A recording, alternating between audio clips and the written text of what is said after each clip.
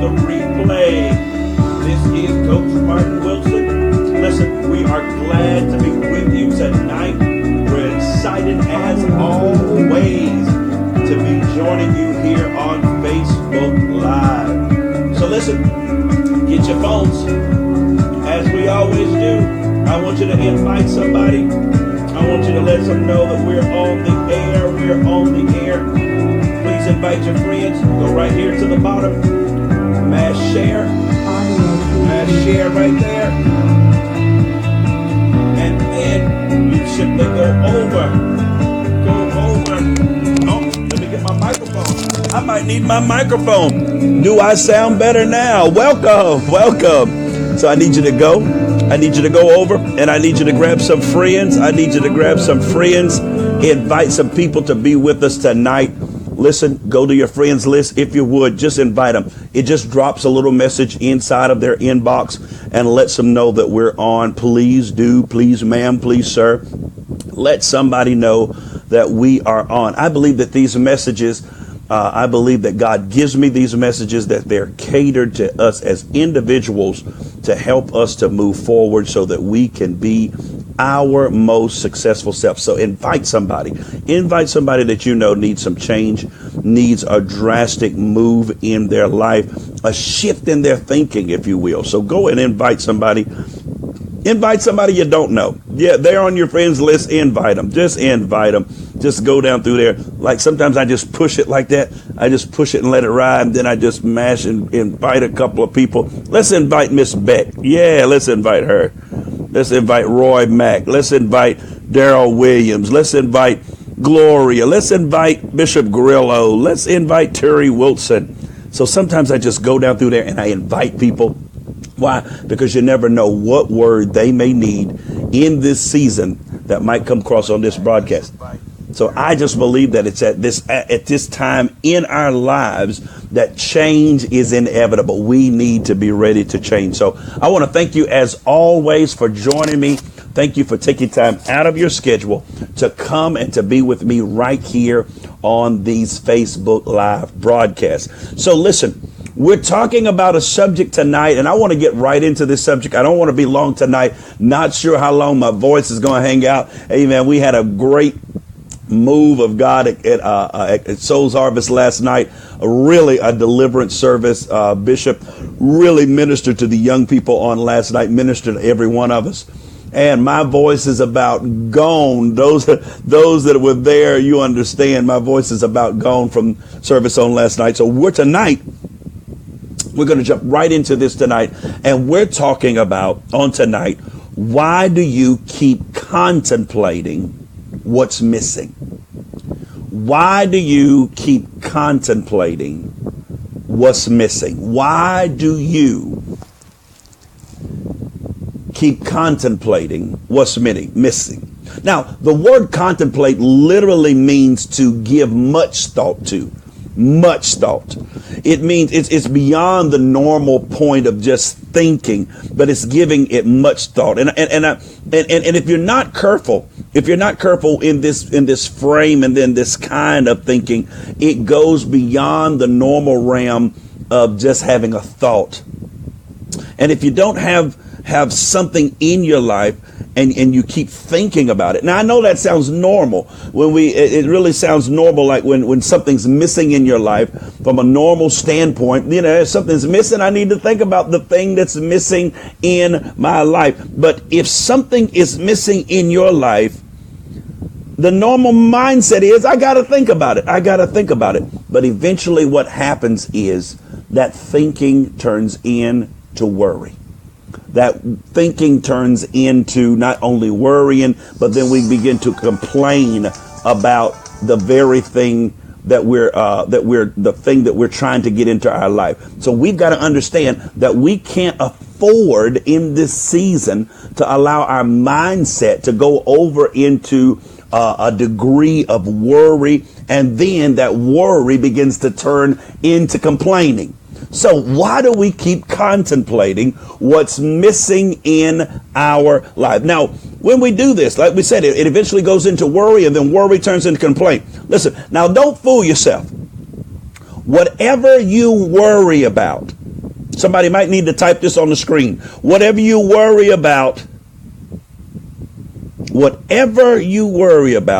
not having, whatever you worry about missing from your life, spiritually, you're pushing it away. You're pushing it away from your life.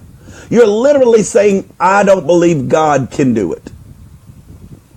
Somebody put that on the screen. I'm going to stop pushing things away. I need you to put that on the screen tonight. Before I go any further, I need someone to put that on the screen tonight. I need to stop pushing things away. I need to stop pushing things away. I've got to stop pushing things away. So important that we get our minds around that today and understand that we have to stop pushing things away. Somebody, I'm waiting. I don't see nobody.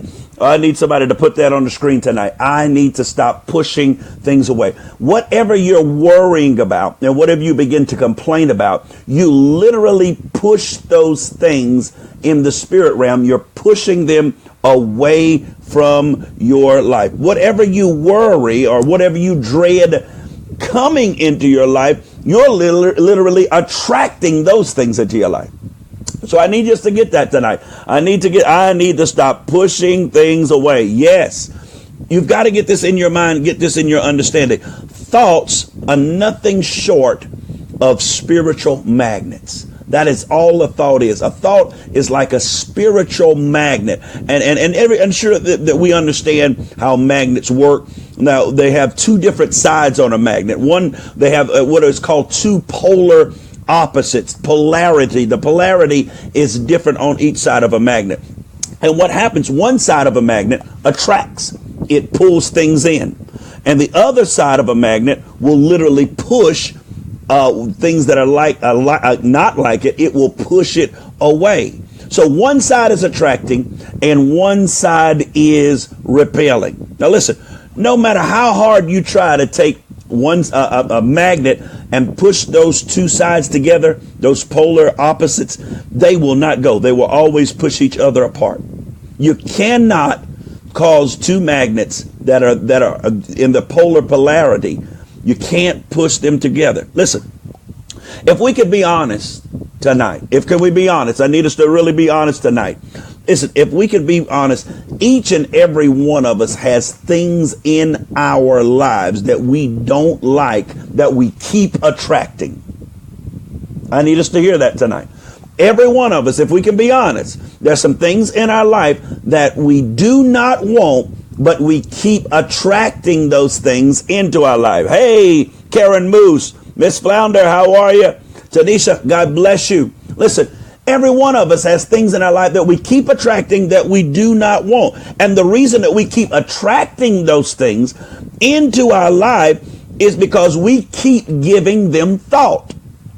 Now, remember, I just said that your thought is literally like a magnet. Your thoughts are like magnets. And please understand that you're attracting things into your life via your thoughts. Now, this attraction, it's not on a good or bad system. When you give thought to something, it's not saying, oh, that's bad, let's don't attract that. This is good, let's attract that. No, if you give it thought, it starts trying to figure out a way to manifest in your life. You have to stop giving thought to things that you do not want in your life. Come on, somebody put that on there tonight. Stop giving thought to things you don't want. If you don't want it, don't think about it. Come on. I need somebody to put that on there tonight. If you don't want it to happen in your life and you don't want it to manifest in your life, stop giving thought to things that you do not want. So many times I've seen it in church, thousands and thousands of times over my lifetime, how that words paint pictures, and certain things that we don't want to happen in the church, we speak it and we talk about it until it happens. Why? Because thoughts attract. A person may not have been thinking about having sex, but you preach a whole message on sex. Now they're ready to go out and have sex. Why? Because the words that we say literally paint pictures in the minds of people. So you've got to understand that your thoughts, when the more you think about something, the more that you're attracting that thing into your reality. Do not give thought to things that you do not want to manifest in your life. This attraction is not on a good or bad system. It's not saying this is bad, don't give it. This is good, give it. No, if you give it thought, it starts the manifestation process to try to find a way to become a part of your reality. Listen, if you sit and think about what you don't want begins to be attracted into your life. That's what the scripture is talking about when it says, as a man thinketh, so is he. If you think good about yourself, then good things will come out of you. But if you think bad of yourself, then you begin to manifest the bad that you've been thinking about. Listen, you can't sit around and think about the things that you do not want and expect them not to show up. And so many times we see people do that. Dr. Hill, how are you, sir? So many times we see people that constantly dwell on the negative and then get surprised, act surprised when the negative that they've been thinking about shows up in their life. That's it, Sister Andrea. Stop giving thought the things you do not want. Things that you do not want, do not sit and dwell on those things. Listen, just you think about it and then you immediately move on to the next thought. Well, this is what is happening. This is what I don't want. But Lord, this is what I do want you to do in my life. Listen, if I sit and I think about what I do want in my life, all the good that I do desire, then I literally start to attract it. I begin to arrange my mind in a way that I set myself up to run into the right people, to run into the right situations, so that the right things can begin to happen in my life. Now, please get this. Please get this. When you're attracting one thing, you're repelling something else. When you're attracting one thing, you're repelling its opposite. I need someone to get that tonight. Ask somebody tonight, what am I repelling? What am I repelling? Somebody put that on the screen tonight. What am I repelling? I got to get a drink of water on that. What am I repelling? What am I pushing away from my life? When you're attracting one thing, you're repelling another thing.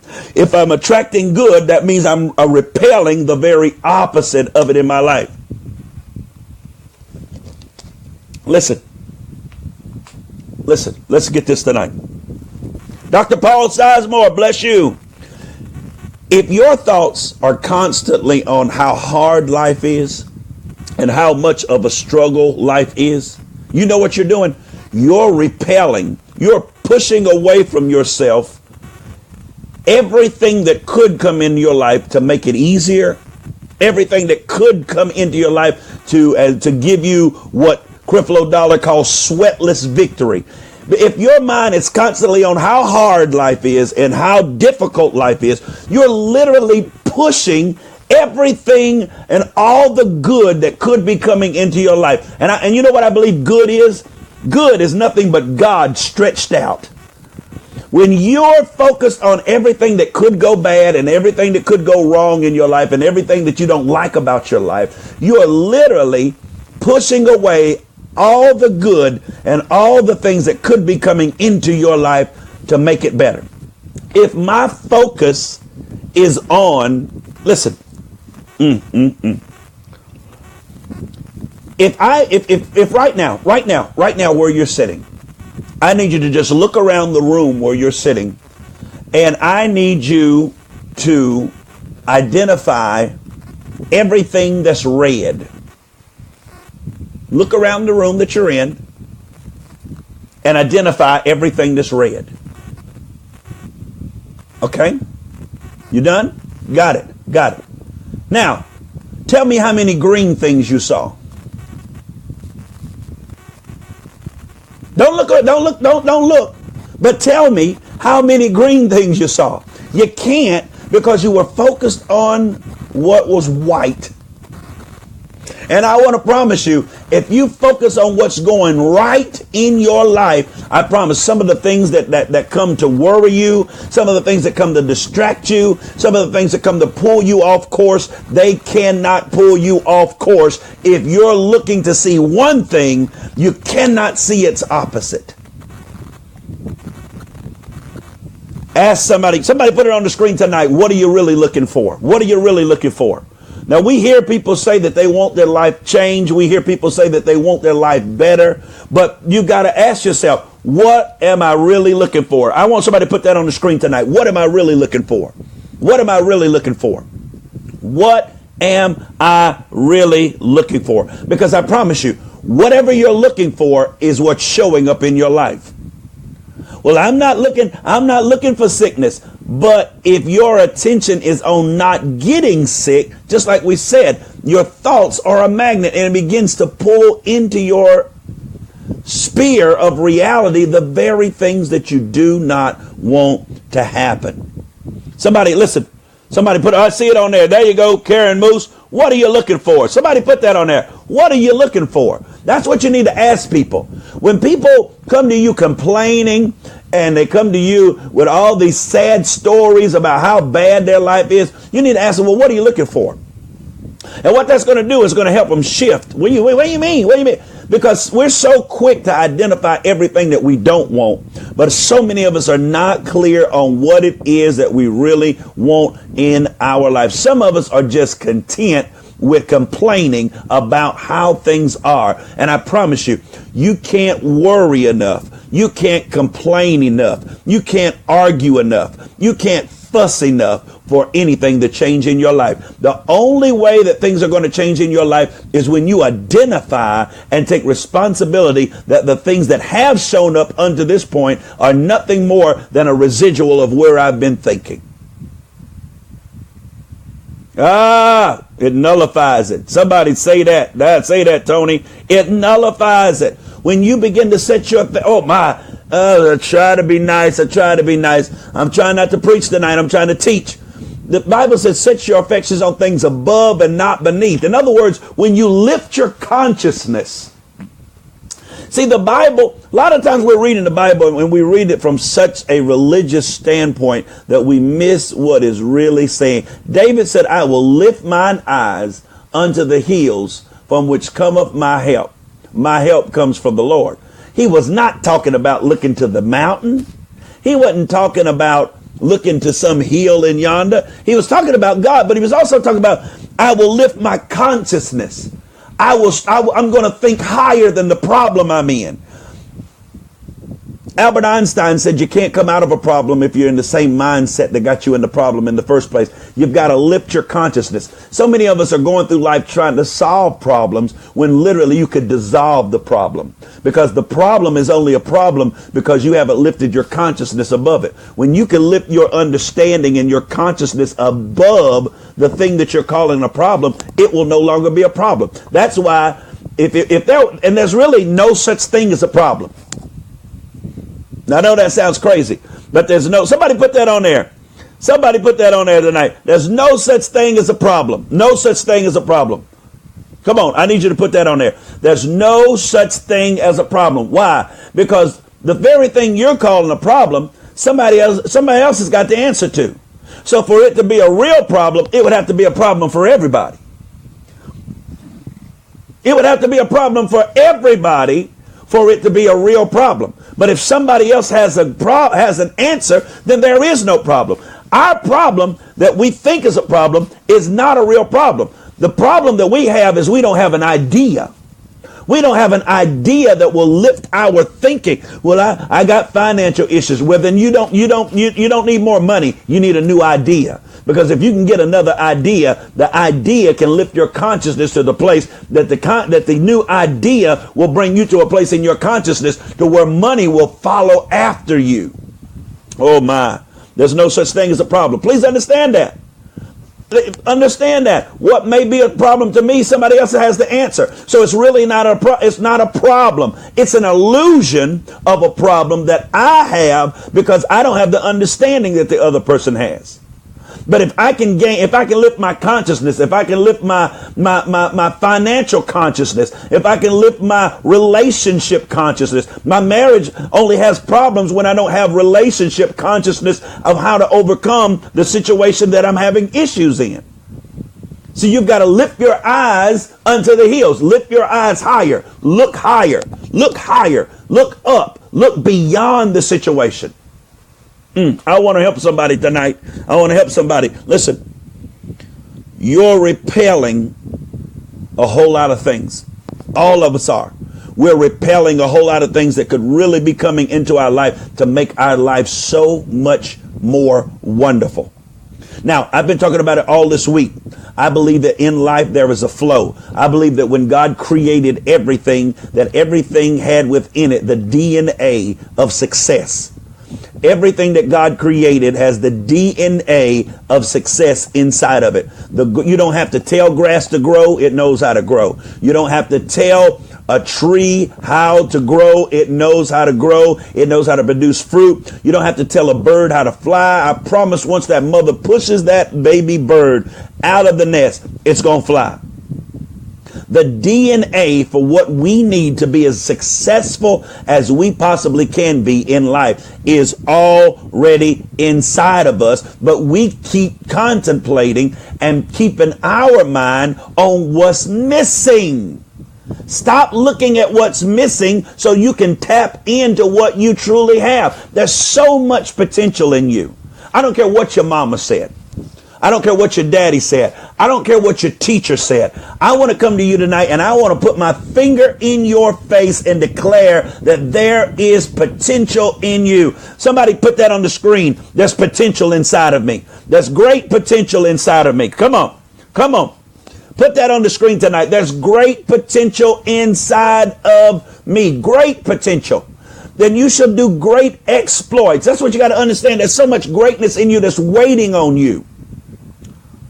There's no such, there is so much potential. And yeah, that's so much. Somebody else put it. I only see one person. That's so much potential. No, I didn't say put yes, Lord. I said there's so much potential in me. The Lord already knows it. I'm trying to help you to know it. There's so much potential inside. Check my DNA. That's what I'm saying. Check my DNA. There's greatness on the inside of me. Your fingerprint is like nobody else's. Nobody has the same fingerprint that you have. And nobody has the same potential for greatness inside of you, inside of them that you have inside of you. But you've got to tap it. You've got to want to hit that greatness. You got to want, listen, I'm learning this by studying more about business. Every one of us has to keep moving forward until we hit a tipping point. I really believe that in this year, we're getting ready to hit that tipping point for a whole lot of people. What I mean, that tipping point is when you get to that place to where you're so close to your potential that you just fall into it. You're so close to the greatness that is on the inside of you that the opportunity comes by and you just fall into it. We are at our tipping point. God Almighty. Somebody ought to put that. I'm at my tipping point. I'm at my tipping point. This year is my tipping point. I'm getting ready to tip over into my greatness. I'm getting ready to tip over into my potential. I'm getting ready to tip over into my God-like prosperity. My goodness. Somebody put that. I'm on my tipping point. I'm on my tipping point. It's right there. It's right there. I'm on the verge of my tipping point. I'm getting ready to tip. I'm getting ready to tip. I'm getting ready to tip into greatness. They're going to be looking for me where, oh God, my God, thank you. Oh my, they're going to be looking for me where I was. They're going to look for me where I was, but I'm not going to be there because I'm going to have tipped over into my potential. I'm going to tip over into my greatness. I'm at my tipping point. This year is my tipping point. Say that, Smith, say that. I'm at my tipping point. Oh my God. Oh my God. We're at our tipping point. Listen, you've got to keep pushing yourself. You got to keep pushing yourself. And I mean pushing yourself and reaching and pushing because there's so much greatness down on the inside of you. The problem is not that you're afraid of failing.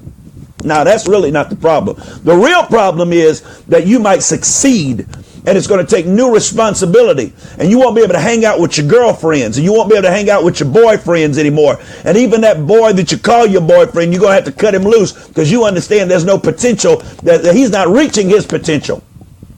And some of the people that you're connected to, see, you're not afraid of failing. Some of us are really afraid of succeeding. And we're afraid of being great because some of us got to cut our families loose. Some of us are going to have to change jobs. I know you like your little job, but that little job is holding you back. And some of us are about to hit that tipping point, and we're not afraid of failing. We're really afraid of the responsibility that is going to come along with us tapping into the potential that is really inside. New responsibility, new responsibility, new responsibility. And everybody that tries to hold you back from this potential, and everybody that tries to make you think that you can't go further and that you can't go higher and that you can't do that. I don't think the Lord is pleased. No, the Lord is telling me. He's talking to me now. He's not talking to you about me. He's telling me that I need to tap into this potential. And it might mean me leaving the city where I'm at. It might mean me leaving the church where I'm at for me to have to tap into this potential. Why? Because this potential might make you nervous. The potential that is about to come out of me might disturb you because you're comfortable. Oh my. Somebody please put that on there. I'm getting ready to make some people uncomfortable. Somebody please tap that on there. I'm getting ready to make some people uncomfortable. Some people are getting ready to really be uncomfortable with me. They're getting ready to really be uncomfortable with me and my potential. Listen.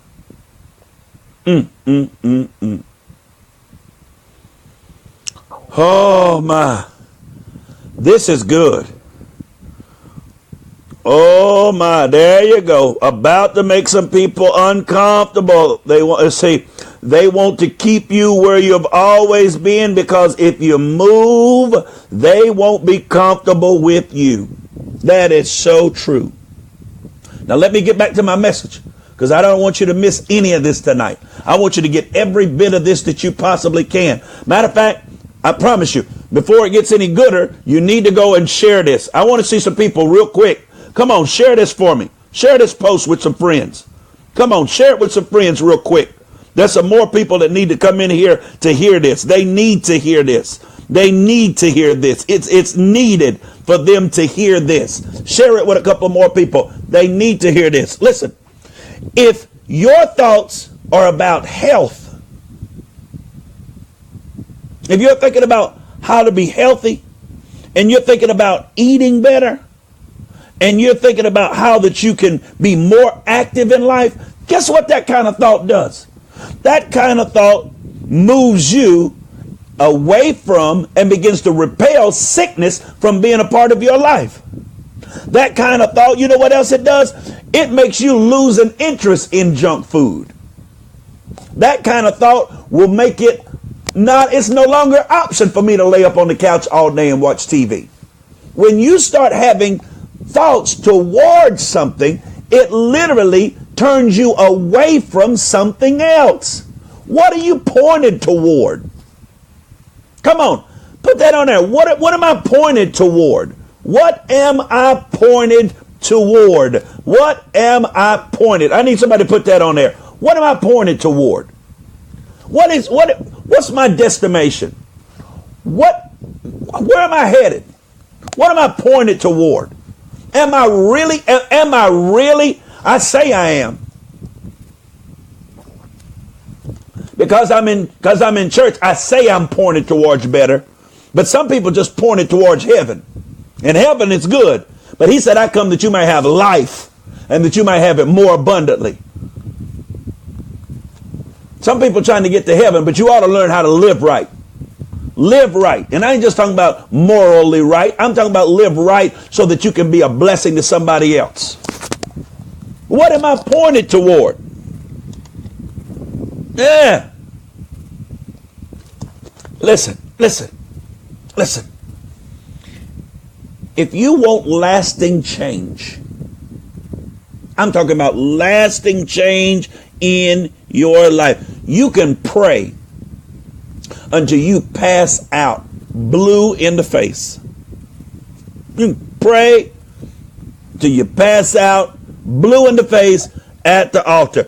You have to change your belief system. You got to change your belief system. You have to change your belief system. You can pray, you can seek the Lord while he may be found. But if you don't change what you believe, then nothing is going to change in your life. Your dominant belief and your dominant beliefs, they're shaping your life. They're the thing that's shaping your life.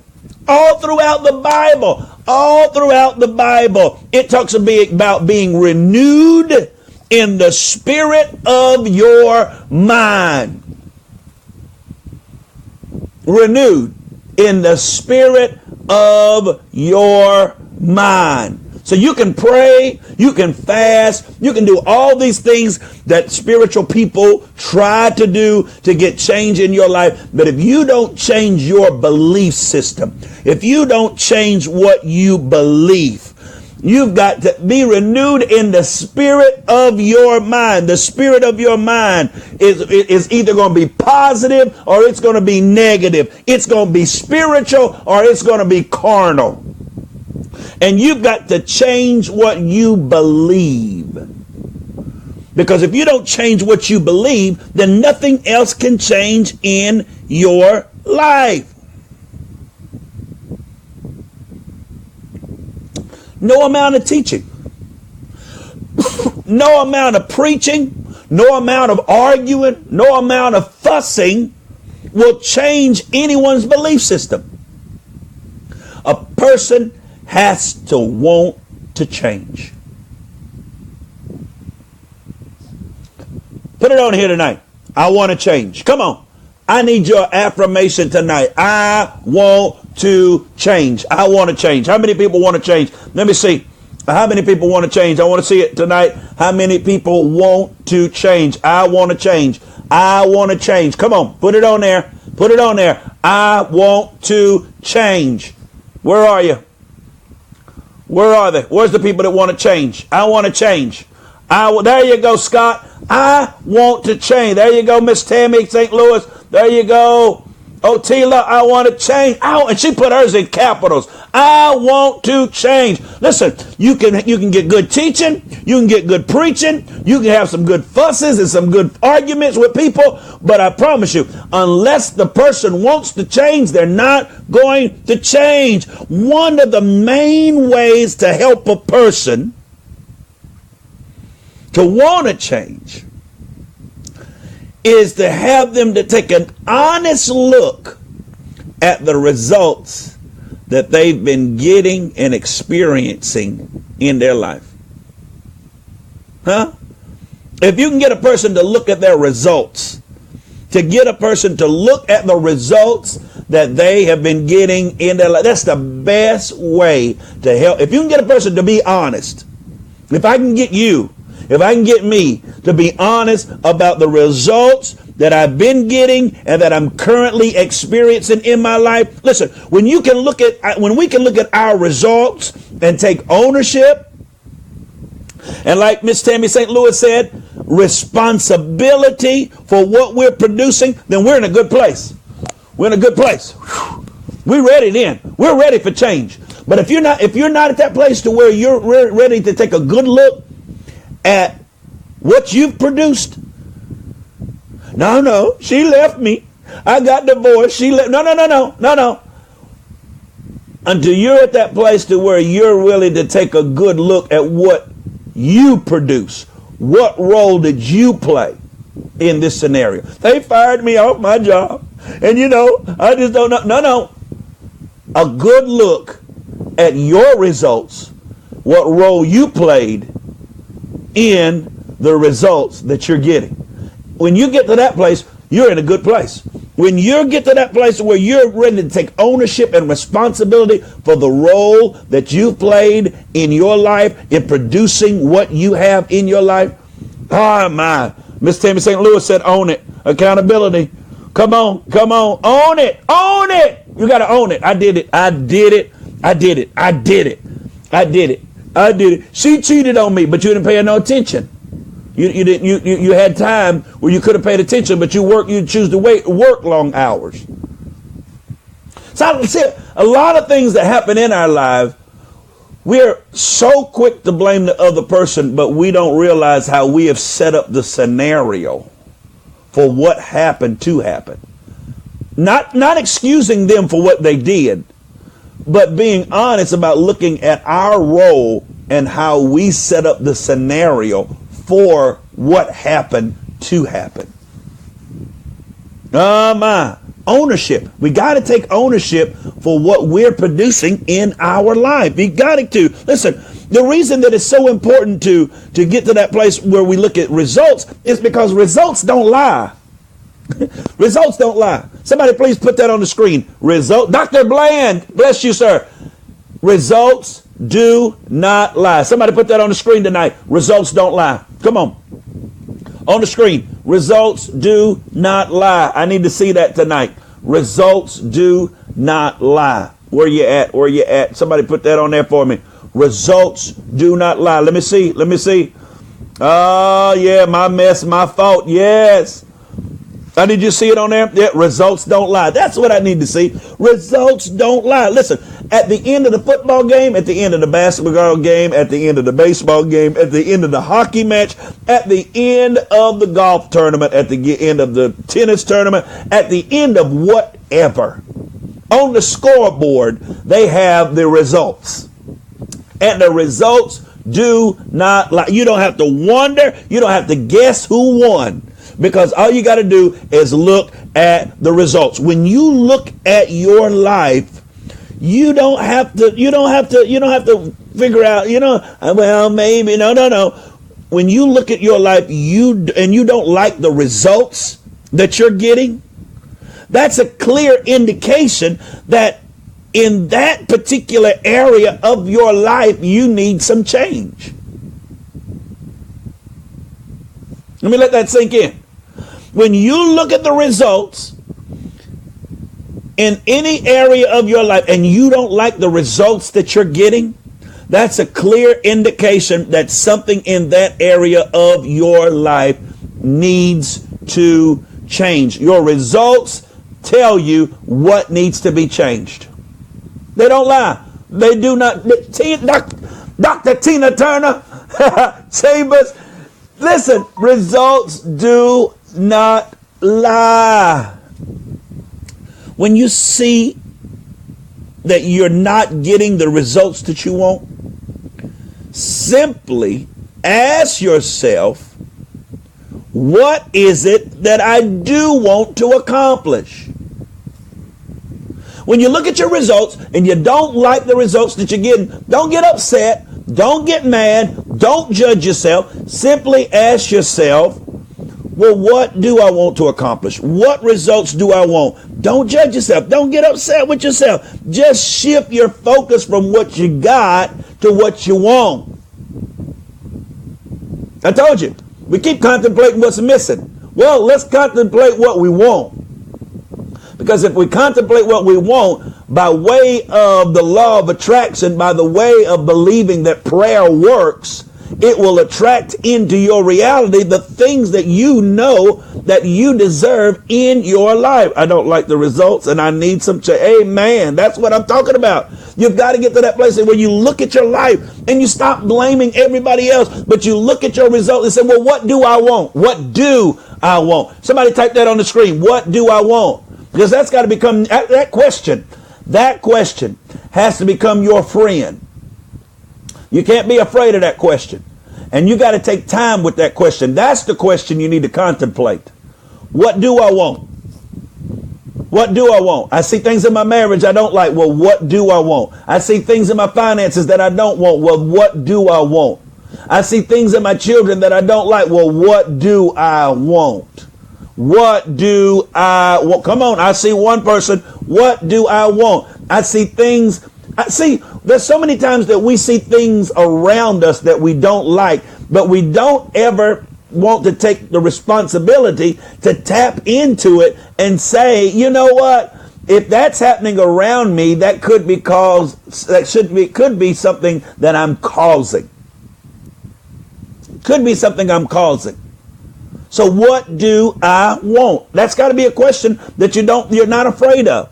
No longer do you need to be afraid of that question. What do I want? If things in your life that are not going the way you want, you've got to ask yourself, well, what do I want? And then take time to get clarity. Be crystal clear.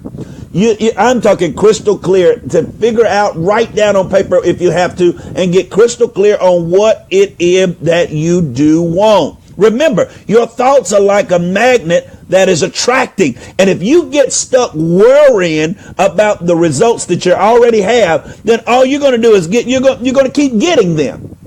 If my children don't never act right, then they're never going to act right. If you get caught thinking that my children don't ever act right, you get caught in that cycle of thinking about them not doing right, then they won't do right. But if you get to the place where you can start seeing them doing, being, and having the attitude that you want them to have, then you'll start treating them in a different manner that will begin to tweak the way they act. On your job, if you talk about, I don't like my job and they this, that, and the other, if you begin to think about what you do want, I promise you, things will happen. People that get on your nerves on the job, if you can begin to be grateful for the job and look for the good in the job. Somebody on here knows what I'm talking about. I feel this in the prophetic. People that give you a hard time, if you can learn how to be thankful for your job, the next thing you know, you'll go into work and that person will be gone. Anybody that's had that experience, please type amen. You worried about what you don't like about your job, but if you can ever get thankful, some of them people that's giving you trouble on your job, they will begin to disappear. Somebody ought to say amen. I know somebody I know has experienced that God will move people out of your way when you can stop focusing on how bad things are. There you go. There's the amen. I know somebody know. Listen, when you get stuck in looking at the results that you have and keep looking at them, you get stuck in that and you keep getting and producing the same results. So many people spend the major majority of their day complaining about the things that are missing in their life. Let me take you through a scenario of the average day. Wake up early in the morning. Oh man, I gotta wake up early. I wish I had a better job. Here I am getting up at 5:30. I wish I had a 9 to 5. So this is before you get out of bed in your mind. Now you start to work. You see somebody jogging. Oh, look at her jogging. I wish I had a shape like hers. This is before you get to work. I wish I had a shape like that. Going on down the road, you see a car sitting in a car that you like sitting in front of a nice house, and then you begin to contemplate, oh man, their life is so much better than mine. Why can't my life be like that? All that negativity before 9 o'clock. Before 9 o'clock a.m. All that contemplating about what you don't have before 9 a.m. Listen, when you're focused on what is missing from your life, you're literally pushing it away. It can never come to you. It can never show up in your reality. You can't attract or pray into your life anything that you're only identified with by it being missing.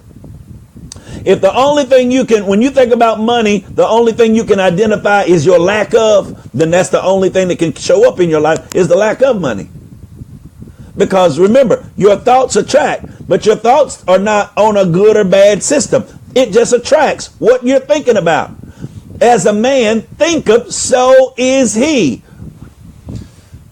Oh man, I hope somebody gets this. This is for me. My phone just went dark. No, plug that phone up. Plug that phone up. He'll move them out of the way. Yes, he will. Listen, you can't attract or pray into your life anything that you can only identify as missing. I need you to get that. I need you to get that. If you're single and you want a good relationship and all you can see is the fact that you're alone and that you're lonely and you don't have anyone, then you're going to keep getting more of the same thing. And if you do end up in a relationship because you haven't contemplated what you really wanted, even the one you get, 9 times out of 10, it ain't going to be the right one. Because where you were contemplating being lonely, all you did was attract somebody else who was lonely. So now y'all lonely together. Huh? You don't attract, you do not attract what you want. You attract what you are. So if you're lonely and all you can think about is how lonely you are and I want a good relationship, all you're going to do is get more lonely, or you're going to attract somebody else that is either clingy or they're someone that's lonely too. So it's still not going to be a right connection. Why? Because you haven't stopped to contemplate what it is that you really want in your life. You can't pray for good health and think that you're going to get healed if your thoughts are focused on how sick you are. Tell them, Miss Tammy St. Louis, when you're sick, you got to think about your healing. When you're sick, you got to think about, what am I going to do when I get out of this bed? Huh? When you're down and they trying to tell you that you can't get up, you got to be thinking about what I plan to do when I do get up. Huh? That's the way you got to think, because you've got to put your attention on the things that you desire. Huh? Place your affections on things above and not beneath. When they're telling you you can't, you need to think about what you're going to do when you can. Listen, you can't attract health thinking about and focusing on sickness. Preachers, teachers, you can't have healing in your churches if you're constantly talking about sickness. I don't care how many prayer lines we have. I don't care how many altar calls we have. I don't care how much oil we sling. You can't. Benny Hinn, that we get mad at Benny Hinn. We get mad, we get upset. I went to Benny Hinn crusade. Listen, the people were getting healed and they were coming to the platform to give their testimony about being healed in the place. Now I need you to get that, because we've got that misconception. When you go to a Benny Hinn revival, he's not laying hands on people for them to get healed. They're getting healed because the atmosphere, God Almighty, because the atmosphere is set for healing. The people get their healing where they are in their seats. They simply come to the platform to tell about the healing that they got. I've seen the same thing happen at a Joyce Myers, one of her events. She said, I feel the anointing of healing in this building, and God is going to heal someone. A lady way up in the balcony started screaming and began to run all the way down. And she told how she had had a hip replacement, and they told her she'd never walk well again. And she ran down and she gave her testimony of how she got healed. Now, what am I talking about? If you want healing to take place, you can't keep talking about who's sick and sickness. You've got to create an atmosphere where healing can come in. An atmosphere of healing will never manifest where we're talking about who's sick, who's got cancer, who's got this, who's got that. No. Healing cannot survive in that kind of atmosphere. And those that have their healing will lose it if they stay in that kind of atmosphere that only talks about the sickness. Oh my. I just lost some more church friends. I know I did. I know I lost some more church friends. You can't pray for healing and keep thinking about sickness. You can't do it. You need a scripture. Jesus of the Bible, our Jesus, our Christ, our Lord, went into a city, and the Bible said He could not do many miracles there because of their unbelief. Now, he couldn't do many miracles. Let's clarify this. That means that he did do some miracles. So they saw that he could do what he said he could do.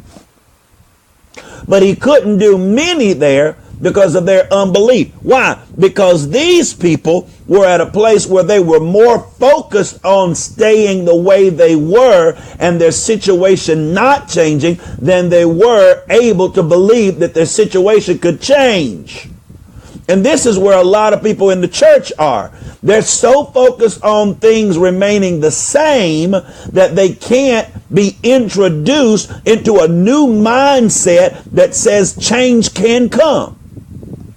Oh my. An atmosphere of worship. Yes. You got to create an atmosphere. An atmosphere. I don't care what it is. You can create an atmosphere for anything.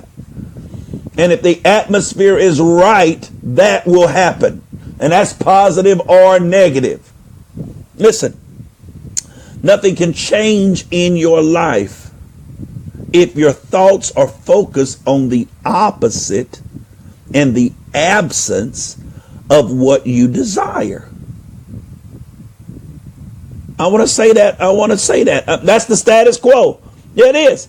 The status quo. The status quo is a bunch of people walking around shouting, hollering, screaming, dancing in the spirit, but yet at the same time they leave focused on the opposite and the absent of the very thing they just shouted over.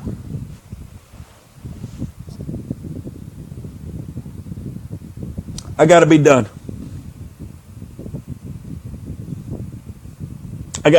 Let me be done. I want to give you a tip real quick.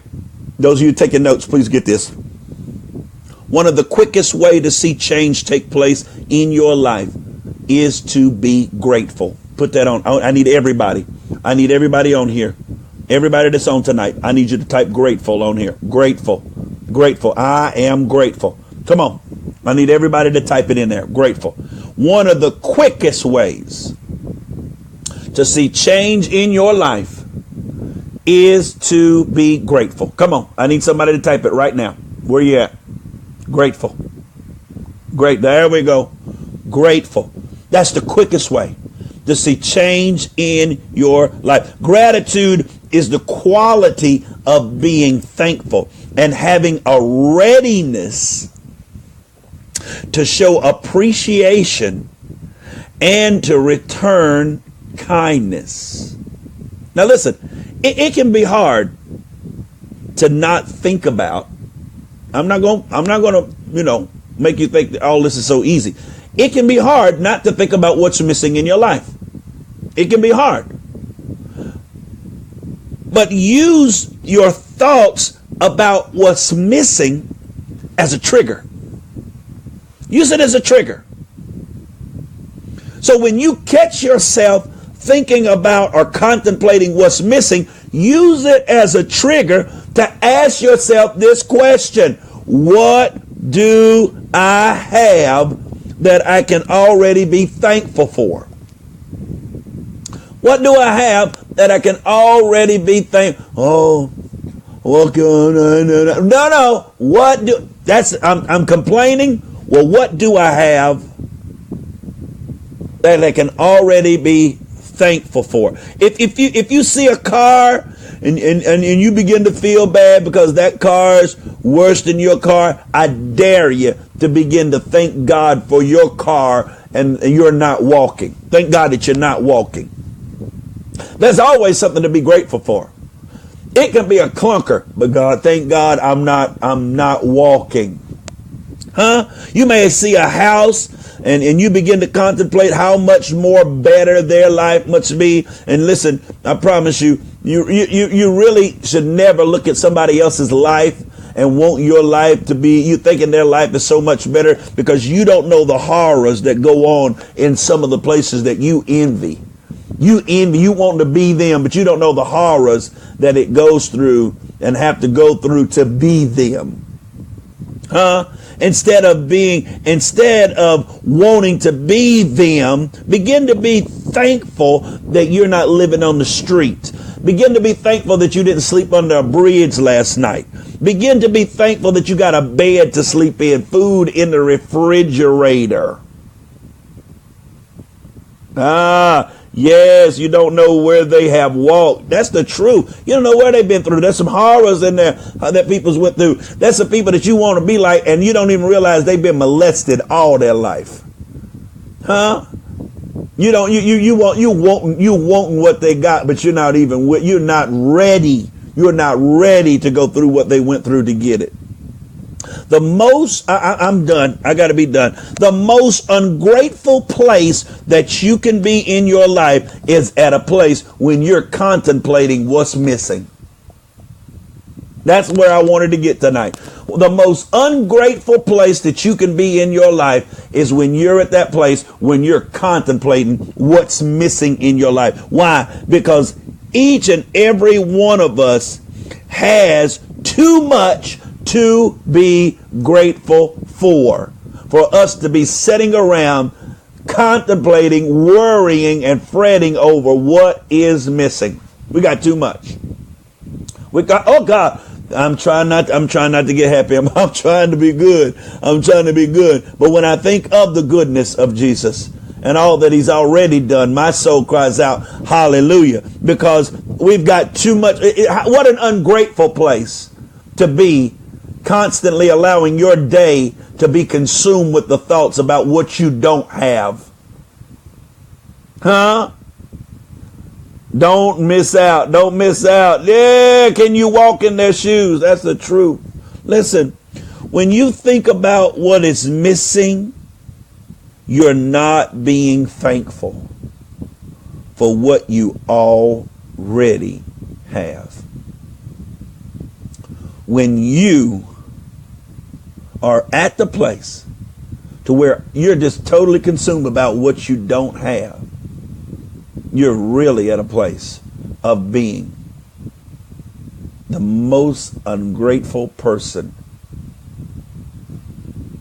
that you could possibly be. Because there's too much that we've already been blessed with. There's too much that we've already been blessed with for us to allow our minds to keep contemplating what's missing. Instead of contemplating what's missing, I'm in a place now to where I'm contemplating what's next. Oh my. Somebody please put that on the screen so I can be done for the night. What's next? What's next? What's next? What's next? What's next? What's next? I'm at my tipping point. What's next? What's my next blessing? What's my next breakthrough? What's my next miracle? What's my next victory? What's my next triumph? What is my next great undertaking that only I can do, that only you can do?